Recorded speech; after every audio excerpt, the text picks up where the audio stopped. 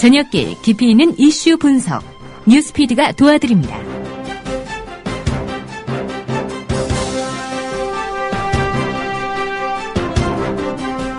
육사 지방선거에 출마할 공직자 사퇴 시한, 바로 내일입니다. 내일을 앞두고 여야 대진표가 윤곽을 드러내고 있습니다.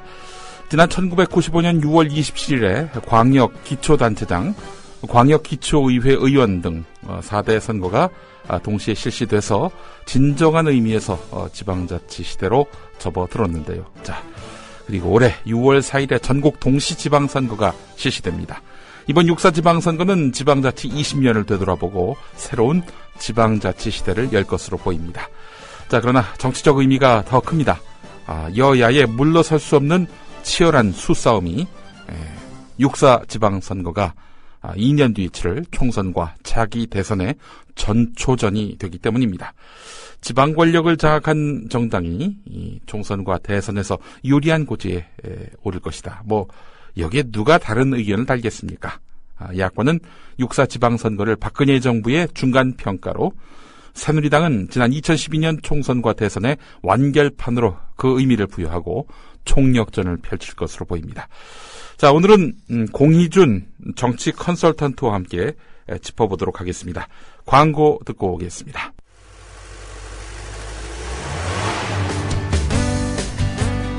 새로운 시작, 새로운 여행, 대한민국 투어. 대한민국 투어는 45인승, 28인승, 리무진 등 다양한 관광버스를 보유하고 있으며 최고의 서비스와 저렴한 가격으로 모든 차량을 이용하실 수 있습니다.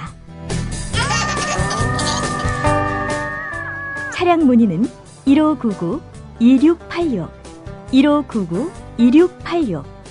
여러분의 편안하고 안전한 여행길, 대한민국 투어가 함께합니다. 결혼식, 가족여행, 세미나, 네이버나 다음에서 대한민국 투어를 검색하세요. 45인승 리무진, 일반 버스, 35인승 버스, 28인승 리무진, 25인승 버스. 서울, 경기, 인천 어디서나 1599-2686. 우리라이프 상조 홍대리입니다. 정치자와 국민TV조합원의 성원에 힘입어 저희 사장님이 국민TV와 본격적인 업무 제휴를 하기로 하고 시원하게 쏘셨습니다. 우리라이프 상조는 어떤 위협에도 굴하지 않고 국민TV와 함께하는 신뢰받는 상조회사가 되겠습니다. 저희가 최고라고 하지 않겠습니다. 하지만 최선을 다하겠습니다. 열심히 하겠습니다. 지켜봐 주시고 도와주십시오. 1600-3267, 1600-3267, 국민TV와 함께하는 우리라이프 상조 홍대리였습니다. 개념상조 우리라이프 상조가 여러분들의 성원에 힘입어 국민TV와 함께 상생할 수 있는 제휴를 맺었습니다. 우리라이프 상조는 참다운 상조 서비스를 위해 바른 길만 가겠습니다. 지금 가입하시면 회원님이 납입하신 소중한 납입금의 10%를 매달 국민TV 발전을 위해 사용하겠습니다. 1600-3267, 국민TV와 함께하는 우리라이프 상조입니다. 제가 서울시장에 당선되면 주어진 임기를 지키면서 서울 시민의 기쁨과 어려움을 함께 하겠습니다. 왜 서울시장이 되면 서울시장 그 자체로서 온전하게 몰두하고 좀 전념하지 못하는가, 이런 거에 대해서 저는 처음부터 그 말씀을 드렸고요. 지금도 그 첫 마음은 변함이 없습니다. 새누리당의 최고 지도자 선배님들을 맡아서 저의 결심을 공식적으로 밝히고 싶습니다. 경기도지사 선거에 출마하기로 결심을 했습니다. 저 김상곤은 오늘 경기도 교육감직을 사퇴합니다. 그리고 새로운 길을 걷고자 합니다. 비록 험한 길이지만 이 길이 우리 시대가 저에게 요구하는 엄중한 명령이라면 기꺼이 걸어가겠습니다. 지금까지 국회의원이자 장관으로서 대한민국의 발전을 위해 혼신을 다해왔듯이 앞으로는 인천 시민의 행복과 대한민국의 번영을 위해 모든 죽으라고 고생을 해서 여기까지 그래도 마무리를 시키면서 관리를 해오고 있습니다.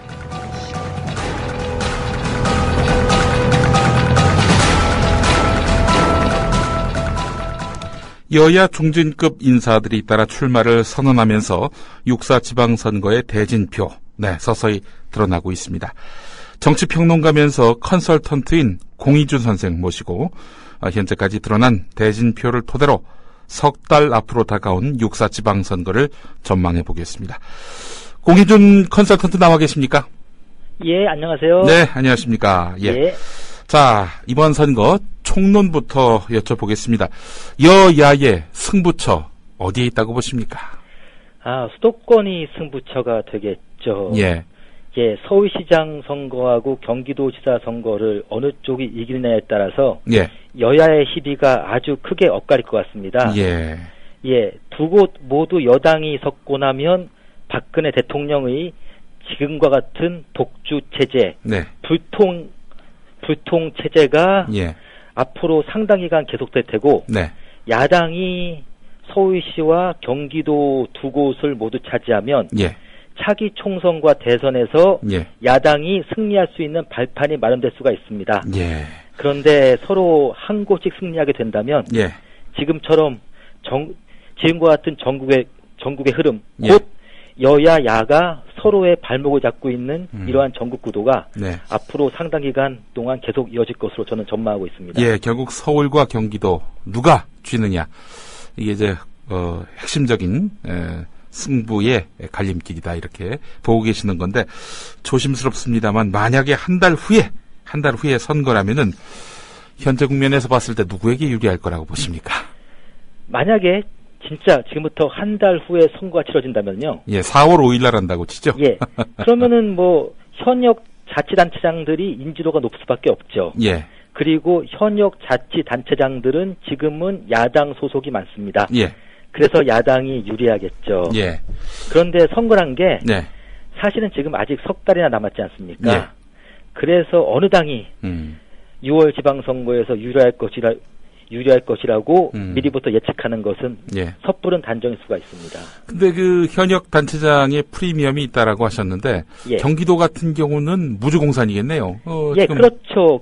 경기도 같은 경우가 현재로서는 가장 혼전 양상을 띠고 있습니다. 일단은 경기도의 절대 강자인 김문두 지사가 불출마를 선언했기 때문에 현재는 여당, 야당의 후보들에게 모두 기회가 주어졌다고 볼 수가 있습니다. 예. 자, 야권신당 지난 2月에 전격적으로 창당 합의가 이루어졌는데요. 앞으로 지방선거까지 이 파괴력이 커져갈 거라고 보십니까? 아니면은 하강 추이로 돌아설 거라고 보십니까? 그거는 제가 보기에는 야권신당은 야권신당을 만들기로 합의한 사람들이 어떻게 하느냐에 따라 가지고 결과가 달라질 것 같습니다. 어떻게 해야 잘 됩니까? 일단은 만약에 그 민주당과 새정치연합 사이의 협상이 그야말로 지루한 밥그릇 다툼으로 비칠 경우에는 국민들의 시선이 단시간 내에 싸늘해질 수가 있습니다. 지분 다툼을 계속 지리하게 벌인다. 그런데 사실 우리가 일상사에서든 아니면 정치에서든 더 가진 쪽이 조금이라도 더 많이 내놔야 이야기가 순조롭게 풀리거든요. 그런데 사실 지금은 민주당은 거대한 SSM이라고 할 수 있고. SSM이요? 그렇죠. 슈퍼마켓? 그렇죠. 그런데 새정치연합이야 거의 구멍가게 수준입니다. 그러니까 당연히 민주당이 더 많이 가지고 있으니까. 더 많이 가진 민주당이 통 큰 양보를 해야. 그래야지 아마 신당이 도로 민주당이 될 수도 있다는 국민들의 우려가. 부식될 것 같습니다. 그리고 물론 이거 새정치연합 측에서도. 민주당의 전통과 역사성을 존중하고 인정해주는 열린 자세를 가져야 될 것 같습니다. 너무 교과서적인 말씀을 하셨습니다. 원래 협상이란 게 교과서에 따라서 하면 잘 진행됩니다. 왜냐? 교과서대로 하면 사람들의 마음에 마가 끼지 않습니다. 하지만 교과서대로 한 사례, 전례는 없지 않습니까? 그런데 말입니다. 어차피 새정치연합과 민주당이 새로운 정치를 하겠다고 합의하지 않았습니까?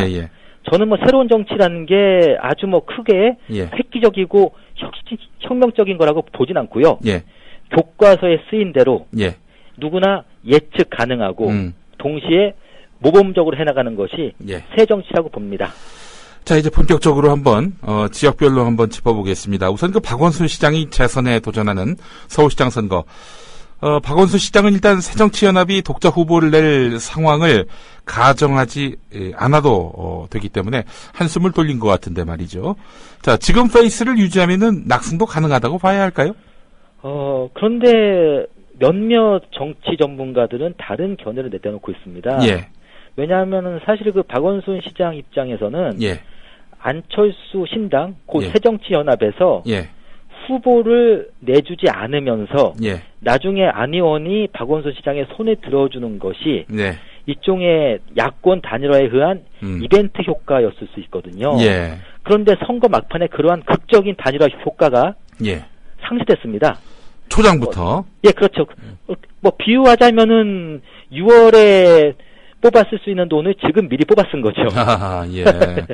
그렇다고 뭐 그거 뭐 묶어둘 수도 없고 통장에. 그런데 사실은 지난 대선을 생각하지 않을 수가 없었습니다. 예. 문재인 후보와 안철수 후보 사이에 지루한 단일화 공방. 이 공방이 어떻게 보면은 그 선거 전에 있어서 마이너스로 작용했지 플러스 요인은 못 됐다는 거죠. 그런 의미에서 본다면 아예 이런 각축을 벌이는 과정 자체가 생략이 된 채 박원순 단일 후보 구도로 해서 지방선거를 치르는 것이 훨씬 더 야권에게는 유리하지 않겠는가. 이렇게 보는 시각도 있을 것 같아요. 그러게 볼 수도 있는데 그런데 본래 예. 야당, 예. 진보정당들 같은 경우는 예. 선거를 굉장히 역동적으로 예. 그리고 변화무쌍하게 치러야지 유리합니다. 아. 그러니까 어떻게 보면 예측 가능한 구도로 쭉 갈 경우에는 예. 기본적으로 고정 지지층이 많은 새누리당이 유리할 수밖에 없죠. 예. 지금처럼 그냥 쭉 이어진다면은. 예. 그러니까 그런데 문제는 그러한 이거 새누리당의 예. 고정 지지층에 바탕한 새누리당의 안정된 우위 구도를 선거 막판에 크게 흔들 수 있는 이벤트나 극적인 효과가 있어야 되는데 예. 그러한 이벤트나 극적인 효과를 연출할 수 있는 네. 가장 확실한 카드가 예. 너무 일찍 사라진 거죠. 지난 대선 때의 단일화는 왜 그렇다면 효과를 보지 못했나요? 사실은 지난 대선 후보의 단일화는 네. 국민들, 특히 그 중도층 표심을 가진 사람들한테는 예. 야권의 후보 단일화보다는 안철수 후보의 일방적인 사퇴로 비쳤을 가능성이 더 큽니다. 아하. 예, 그러니까 뭐 이게 뭐 후보 단일화가 아니라 그냥 안철수 사퇴 이렇게 되다 보니까 그분들 예. 입장에서 굉장히 좀 허탈해진 거죠. 예. 특히 안철수 의원이 예. 끌어올 수 있었던 중도층 유권자들이 문재인 후보에게 그대로 가지 못했던 거죠. 안철수 의원의 당시 안철수 후보의 일방적인 후보 사퇴로 비쳤을 가능성이 크기 때문에. 예. 이번에 제가 공인준 선생 모시면서 그 트위터에 올리신 글을 봤어요. 예. 나는 진보적이 돼 안정된 캐릭터의 사람들이 이번 6월 지방선거에서 야당의 광역단체장 후보들로 출마하게 될 경우 매우 좋은 성과를 얻을 것으로 예상하고 있다. 관건은 안정된 캐릭터가 따분하고 정체된 이미지로 자칫 오해되지 않도록 계속 주의해야 한다는 것이다. 우리나라 중도층 유권자들은 정서의 안정성을 대단히 중시해 왔기 때문이다. 그러니까 박원순 후보가 애초부터 단일화된 가운데서 레이스를 하는 것이 훨씬 더 중도층 유권자들의 정서의 안정성을 기하는 면에서는 더 부합하지 않을까 싶은 생각이 드는데요. 그런데 박원순 후보가 박원순 예. 시장이죠. 박원순 시장이 가지고 있는 안정된 캐릭터가 예. 안정된 캐릭터가 기본이 되면서 거기에 야권 단일화의 극적인 효과가 가미돼야 되는데 네. 지금은 문자 그대로 이제 안정된 캐릭터로 당분간 가야 될 상황입니다. 예. 그리고 이제 제가 이제 보충해서 설명을 드리면은요. 예. 그 최근 한국 유권자의 흐름이 예. 정치인의 이데올로기보다는 예. 정치인의 사이콜로지를 많이 봅니다. 사이콜로지. 네, 그렇죠. 그 사람의 예컨대 사상이나 이념보다는 그 사람의 일종의 정신이나 이른바 멘탈을 본다는 거죠. 예. 그런데 박원순 시장 같은 경우는 그 진보로 분류될 수 있는 정치인들 중에서는 굉장히 안정된 그 사이콜로지를 갖춘 캐릭터거든요. 예, 예. 예컨대 가령 저희가 예. 소속된 정당이 누군지를 보이고 예. 단순히 정말 사람과 사람만 비교해 보겠습니다. 네. 한쪽에 박원순이 있고 한쪽에 예컨대 정몽준 의원이 있습니다. 예. 어느 분이 더 안정되게 보입니까? 사람 자체로 놓고 봤을 때는.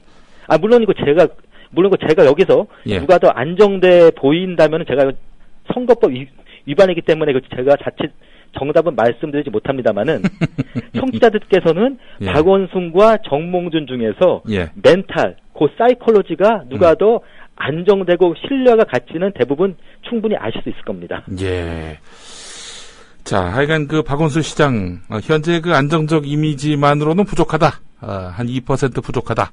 여기에 뭔가 역동적인 정치적 이벤트가 가미돼야 승리를 장담할 수 있을 것이다. 이렇게 말씀을 요약해도 되겠습니까? 예. 그런데 저는 여기에서 그런 생각을 합니다. 예. 그러니까 일단은 그 박원순 시장이 예.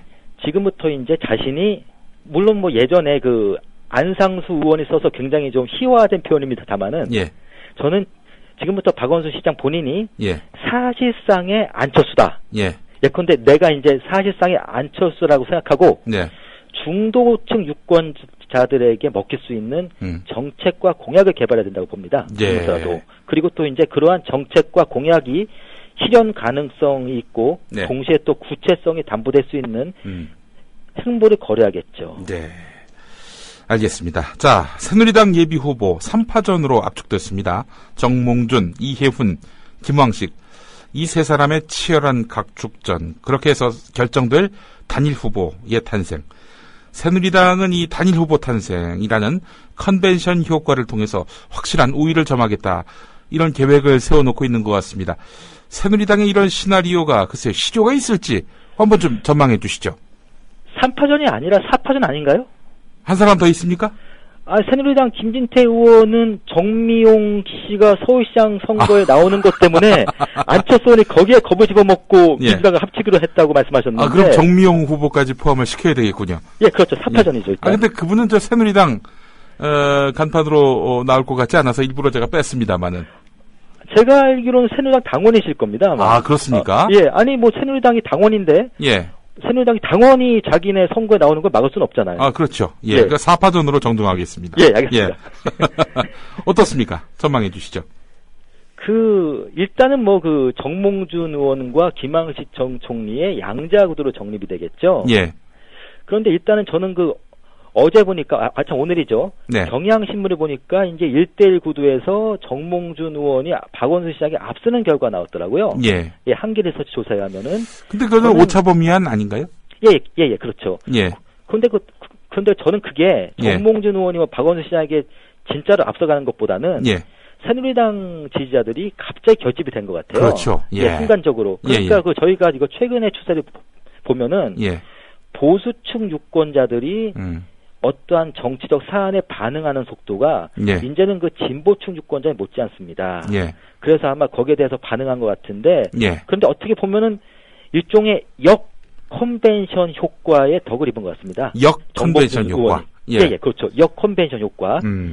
예, 덕을 입긴 했는데 그런데 문제는 모든 컨벤션 효과에는 한계가 있고요. 예. 특히 이러한 역 컨벤션 효과의 지속 기간은 더 짧은 법입니다. 예. 저는 그래서 일단은 정몽준 의원이 지금 누리고 있는 깜짝 우위는 김황식 전 총리의 귀국과 출마 선언을 계기로 상당히 가라앉을 거로 전망하고 있습니다. 역 컨벤션 효과. 누가 단일 후보가 될까요? 아무래도 저는 박근혜 대통령의 마음에 흡족한 사람의 단일 후보가 되겠죠. 아무래도. 예. 그렇다면 지금 친박은 김황식 전 총리를 밀고 있다, 이런 얘기도 나오고 있던데요. 근데 친박이 아직까지는 본격적으로 움직이지 않고 있다고 봅니다. 예. 친박들 같은 경우도 자기들이 본격적으로 움직이게 될 경우에 오히려 그게 민심의 역풍을 맞을 수 있기 때문에 바닥에서 아주 조심스럽게 저는 움직일 걸로 보고 있고요. 예. 그렇기 때문에 저는 예컨대 친박들이 그렇게 바닥에서 조용히 움직일 때 정몽준 의원 같은 경우는 거기에 대해서 알고 당할 수도 알고 당할 수가 있다는 거죠. 예. 친박들이 예컨대 아주 요란하게 움직이면은 정몽준 의원이 청와대 박심이 새누리당 경선에 개입하고 있다. 이렇게 아주 공개적으로 문제 제기를 하겠지만은 예. 조용히 움직이는 사람은 저희가 뭐라고 할 수는 없지 않습니까? 예. 그렇군요. 아, 그러니까 지금 뭐 컨벤션 효과를 기대하기는 어려운 상황이다. 사실 뭐 지금 사파전이라고 하는데 드라마틱한 무언가 스토리텔링을 만들어낼 그런 주자가 없어 보인다는 지적도 있어요. 드라마틱하기보다는 약간 코믹한 효과는 발휘될 수가 있죠. 코믹한 효과. 이를테면은 예. 그 예컨대 그 정미용 씨가 예. 김항식 전 총리나 네. 정몽준 의원을 추궁하는 모습이 예. 얼마나 재밌겠습니까? 예. 보기에. 그렇죠. 아무래도 그 양반들하고 뭐 무슨 토론회 이런 데 나와가지고 그 양반 단점을 들춰내고 자신의 예. 장점을 강조할 것이니까. 예. 예. 사실 어떻게 보면은 저희가 흔히 말하는 진보적 지식인들이 예. 아니면은 진보에 속하는 사람들이 네. 김항식 전 총리나 정몽준 의원을 몰아붙이는 모습보다는 예. 정미용 씨 같은 분이 그 두 사람을 몰아붙이는 것이 훨씬 더 흥미로울 수는 있겠죠. 아, 플레이메이커 역할을 할 것이다. 일종의 뭐 흥행의 마술사 아니겠습니까? 알겠습니다. 예. 자, 경기도로 한번 가보지요. 예. 이번 선거 최대 격전지로 떠오른 곳이 바로 경기지사 선거입니다. 예. 자, 뭐 언론들 보니까 말이죠. 남경필 대 김상곤으로 압축하는 흐름입니다. 예. 남경필 대 김상곤 이렇게 보는 시각에 동의하십니까? 저는 아직까지는 그거는 너무 성급한 판단 같습니다. 아, 그럼 또 새로운 또 다크호스가 나올 수 있다. 여야에서. 다크호스는 없고요. 예. 올드보이들이 좀 있죠. 올드보이들. 예컨대 민주당의 김진표 의원이나 원혜영 의원 모두 예. 경기도지사 선거에 나가기 위해서 오랫동안 뛰어왔습니다. 그렇죠. 예. 특히 김진표 의원 같은 경우는 4년 전에 예. 유시민 전 보건복지부 장관에게 예선에서 불의의 일격을 맞았죠. 네. 그래서 아예 본선에 나가지 못했던 쓰라린 경험이 있습니다. 네. 그만큼 그동안에 권토 중내의 결의를 아주 독하게 다져왔을 테고 밑바닥도 훑어갔겠군요. 그러면. 예. 그렇기 때문에 김진표 의원이나 원혜영 의원 같은 분들이 김상곤 교육감에게 야권 후보 자리를 순순히 내주지 않으려고 할 겁니다. 네. 그래서 경기도지사 선거가 남경필 대 김상곤으로 압축됐다고 보기에는 아직은 너무 성급할 것 같습니다. 여당은 압축됐습니까? 남경필로? 압축되지 않았죠. 제가 알기로는 아마 오늘 유정복 장관이 출마를 선언했다고 하니까. 거긴 인천입니다. 아이고, 죄송합니다. 제가 잘못니까 그런데 남경필 의원을 압축됐다고 보기 어려운 게 그 친박들이 보기에는 경기도수 그냥 내줄 수 없는 곳이거든요. 그래서 저는 아마 이거 친박에서 남경필 의원에게 맞설 수 있는 후보를 어떻게든 발굴할 것이라고 봅니다. 없으면 데려오겠죠. 그리고 동시에 만약에 친박 성향이 좀 상대적으로 옅은 사람일 경우에는 그 후보의 경선 본부를 친박 인사들로 아마 이거 채울 가능성이 굉장히 큽니다. 자, 일단 김상곤 교육감, 지금 김진표, 원혜영 두 분은 정말 걸출한 중견 정치인인데요. 자, 근데 이제 김상곤 교육감은 두 번의 공직선거 출마 경험이 있긴 하지만 정치 신인이죠. 이렇게 봐도 무리는 아닐 텐데, 그래서 정치 신인이기 때문에 김상곤 교육감 앞날에 상당한 장애물이 있을 것이다. 험난할 것이다. 이렇게 보는 시각도 있습니다. 어떻게 보십니까? 저는 일단 김상곤 교육감이 사실 교육감과 도전은 다릅니다. 같은 선출직이긴 하지만은 교육감을 정치인이라고 보는 사람들은 거의 없거든요. 그런데 광역 자치단체장은 그야말로 정치인입니다. 그렇다면 이거 정치인이 됐으면은 정치인에게 어울리는 야성을 갖춰야죠. 그리고 야성의 핵심은 지저분해지는 거를 두려워하지 않는 겁니다. 한마디로 손에 흙 묻히는 일을 두려워하지 말아야죠. 저는 그래서 무엇보다도 김상곤 교육감 같은 경우에 경선룰 싸움에서 다른 경쟁자들에게 밀리지 말아야 된다고 봅니다.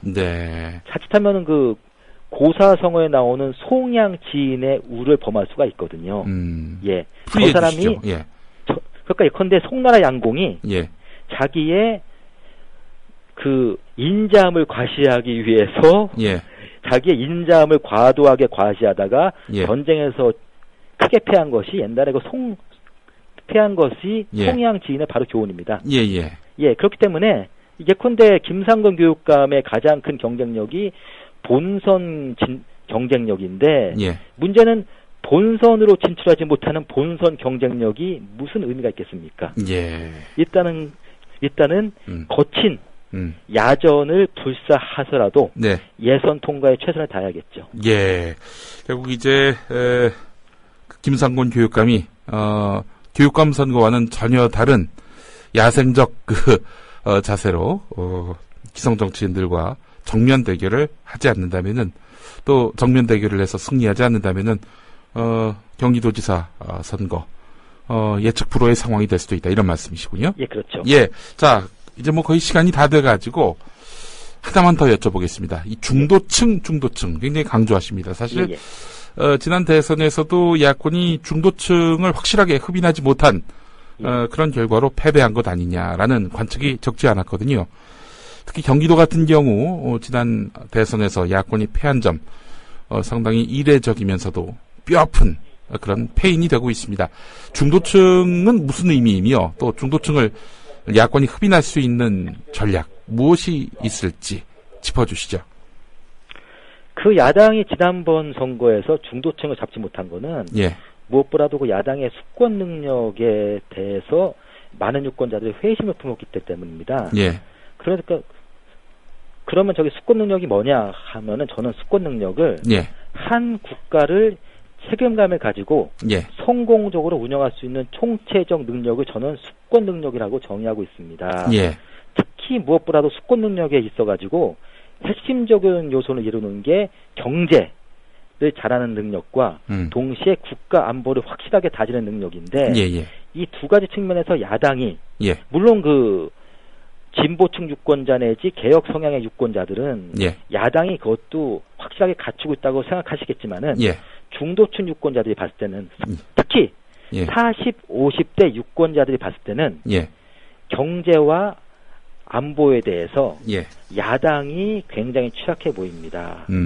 저는 그래서 이 경제와 안보 이 두 문제에 대해서 야당이 굉장히 확실한 정책과 동시에 그러한 정책을 현실에서 구체화시킬 수 있는 예. 수행 능력을 빨리 보여줘야 된다고 보는 겁니다. 예, 알겠습니다. 그래야지 일단은 수권 능력이 있는 것처럼 보이죠. 예.